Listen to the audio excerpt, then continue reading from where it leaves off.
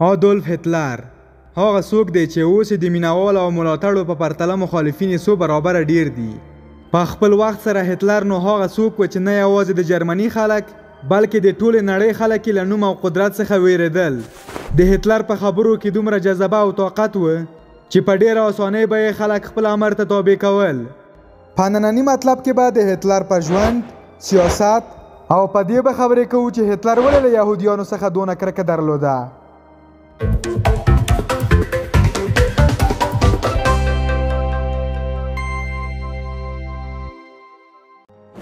آدولف هتلر د اپریل په 20 نیټه د 1891 میلادي کال د برونای په اتریش ښار کې زیږېدلی او د پلار د درېیمې ښځې درېیم زوی و.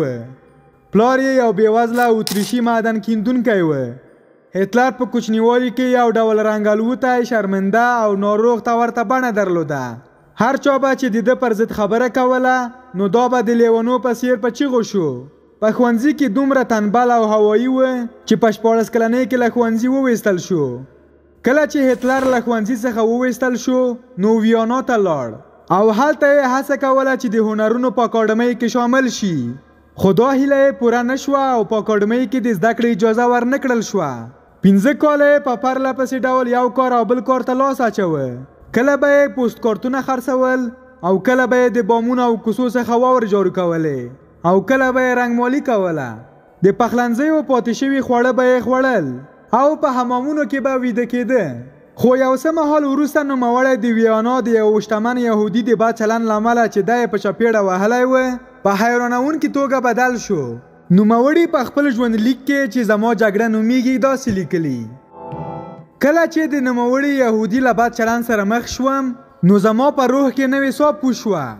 نو د یو ناتوانه او بېوسه ښاري څخه په یو یهودي ضد بدل شوم او له همدغه وخته مې یهودو ته په زړه کې واچوله. هتلر په 1914 میلادي کال کې له ویانا څخه مونیخ ته لاړ او د یو ماتخوړلي اتل په شان یې د لومړۍ نړیوالې جګړې سره په آرامۍ ځان عیار او د ځمکنیو لښکرو سره یو ځای شو. ده به د جګړې له سختېدو او له توپاني یرغلونو څخه خوند اخیسته. په پیاده لښکرو کې زړورتیا دومره مشهوره شوه چې د دولت لخوا ورته یوه د اوسپنې رتبه ورکړل شوه. هتلر د لومړۍ نړیوالې جګړې په وروستیو کې د ګازو په یوه حمله کې زخمی او په روغتون کې بستر شو. خو د آلمان په ماته خوړلو سخت ناکراره او ځورېده.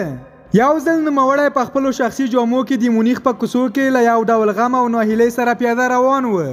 له ځان سره د نوي واکمن جمهوریت پر ضد خبرې کولې او خپله کرکه له حکومت څخه څرګندوله.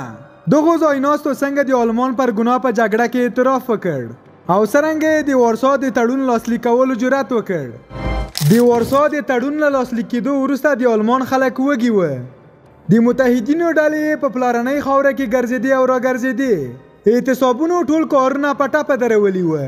هتلر له ځان سره دا خبره کړې وه چې د ده په څېر یو ناسیونالست المانی کولی شي اریایي ولس رهبري کړي، د تېرې جګړې د ټپیانو پر پرهرونو پټۍ کېږدي او آریایان د یو ستر نژاد په توګه نړۍ ته ور وپېژني.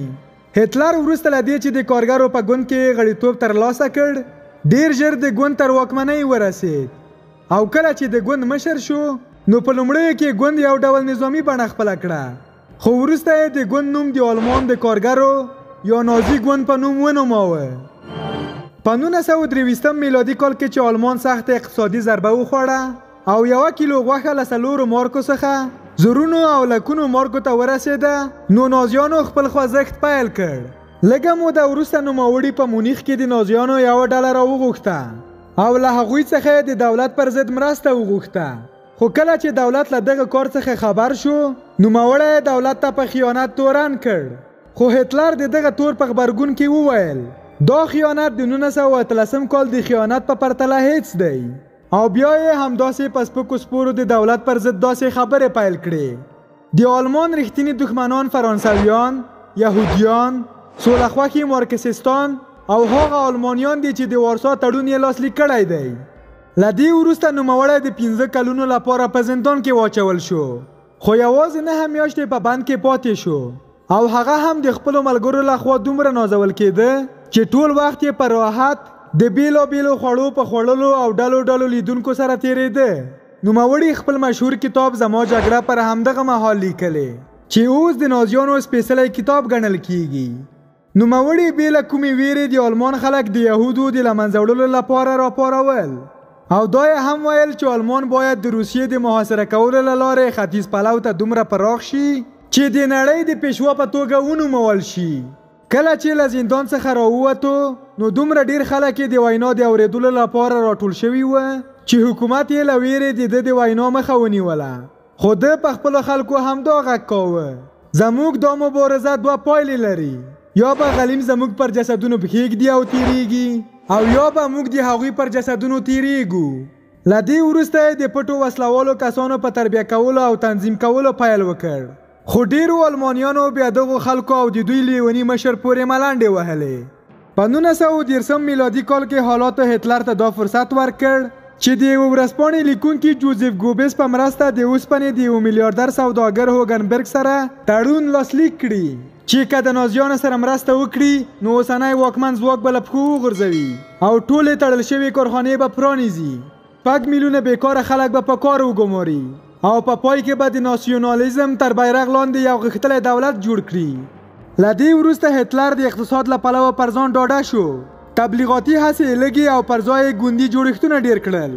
د هغو توپاني ډلو چې کمونیست کارګران به یې ترور کول او د یو اصولي او بنسټیز آلمان لپاره یې سره سوګندونه کړي وه د منځني پاټکي خلک یې له ځان سره کړل، تر دې چې په 1932 کال کې په ریاستي ټاکنو کې له 1/3 څخه ډېرې رایې لاسته راوړې. نو د وخت ولسمشر هندنبورګ ورته بلنه ورکړه چې له دولت سره ائتلاف وکړي. ولې هټلر دا بلنه ونه منله او وی ویل یا به لومړی وزیر یم او یا به هیڅ. په دې وخت کې د هوګنبرګ سوداګر او فرانس پینباین لخوا چې یو تکړه سیاستپوه و پر ولسمشر زور راوړل شو چې نوموړي ته د لومړي وزیري څوکۍ ورکړي. دا کار وشو او هټلر پر دغه واک بسنه ونه کړه او د ټول واک د نیولو لپاره بېلابېلې طرحې جوړې کړې چې په پایله کې نوموړی د یو مطلق دیکتاتور په توګه خلکو ته ور وپېژانده. د فبروري په 28 په 1932 کال کې یو ځوان آلماني په پارلمان کې ډزې وکړې چې هټلر په ډیره سخته لهجه دا کار د یوې کمونیستي دسیسې په توګه وغنده او د جګړې د مهال قانون یې اعلان کړ. نوموړي تر دې مهاله خپل وسلوال پټ ملګري تر 2 میلیونه پورې رسولي وه چې اوس یې په ډیره ظالمانه توګه د یهودیانو په ربړولو، د سازمانونو د مشرانو په وهلو او د نازیانو د مخالفینو په نیولو کې ورڅخه کار اخیسته. هټلر همدا ډول د جادویي ویناوالو یوه ډله جوړه کړې وه چې خلکو ته د عمومي لارو او واټونو په څلورلاریو کې له جذبو او احساساتو ډکې ویناوې وکړي. کله چې هټلر په ځان ښه باوري شو په 1934 کال د جون په 9 د نیمې شپې څخه وروسته د خپلو پټو وسلوالو پلویانو سره ورغی او هغوی یې ټول په مرموز ډول په خپلو هستوګنځیو کې ووژل.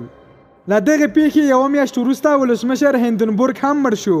نو آلماني جنرالانو له ویرې نوموړی د لومړي وزیر سربیره د ټولو قواو مشر په توګه هم ومانه او بیا د آلمان خلک د ټول پوښتنې لپاره راوغوښتل شول چې 90 په سلو کې د هټلر په مشرۍ راځي او 38 میلیونه آلمانیانو هټلر د خپل یوازیني مشر په توګه وټاکه.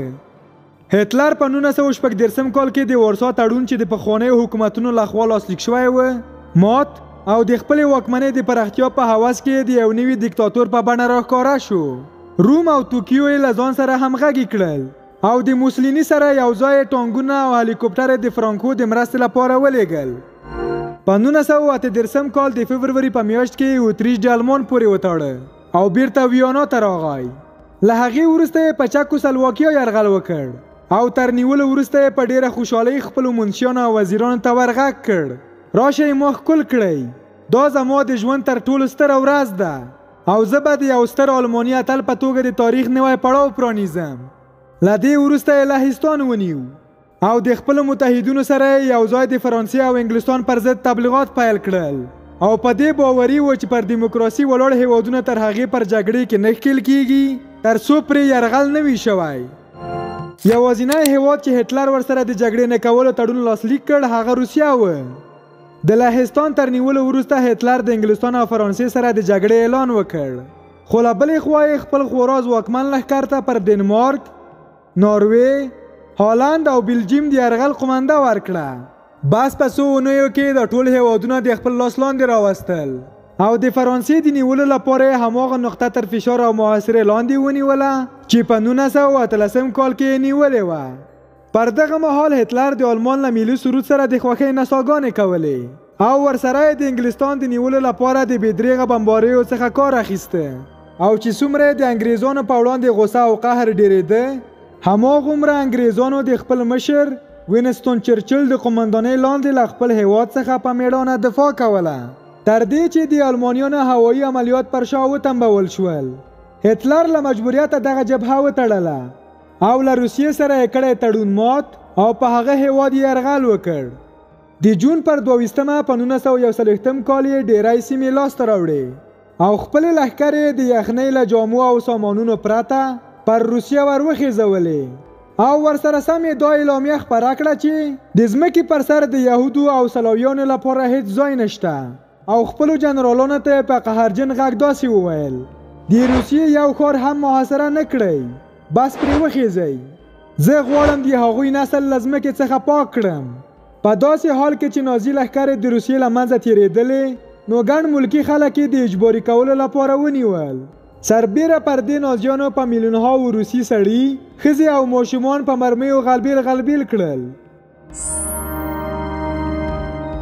هتلر په داسې حال کې چې روسي قواوې د پلازمینې په لور د پرمختګ په حال کې وه نو هتلر خپلې معشوقې ته چې له ده سره د ځمکې لاندې پټه وه ویلي وه چې هیڅکله باید ژوندي ونه نیول شو.